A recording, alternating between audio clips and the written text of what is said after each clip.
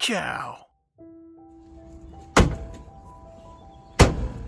It doesn't even slam shut. That's awesome. Okay, so these are just a twist off, and then we should be able to pop them right out. That's how it's gonna be. Oh, I see. It's because there's more of a screw. Got it. So these are not just a one and done, they're a unscrew. Okay.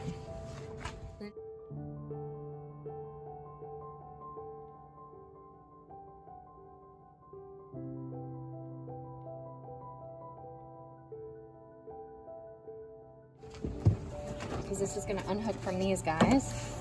Yeah. Remove the two 10mm bolts and the connector.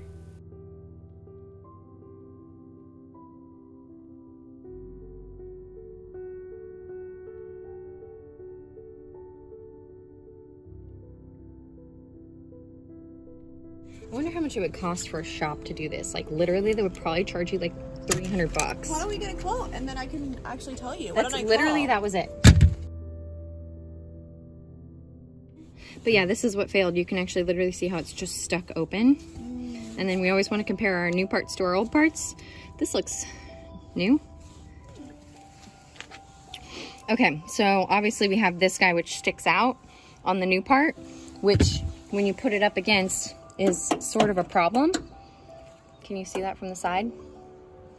How it's just sticking out? Mm-hmm. So what we're gonna do is from the side, we're going to start it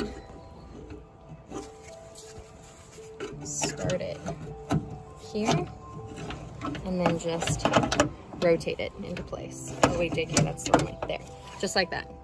Okay, so this needs to come back in, yeah, this way, just like a bicycle. And then we're gonna push it in there.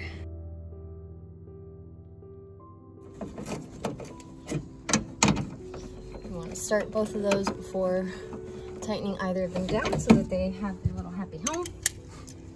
Torque them to 5 to 7 foot-pounds or just past hand tight.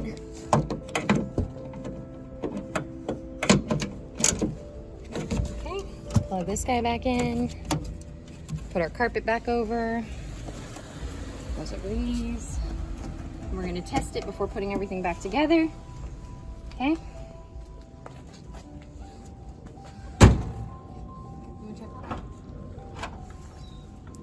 Yay, cool.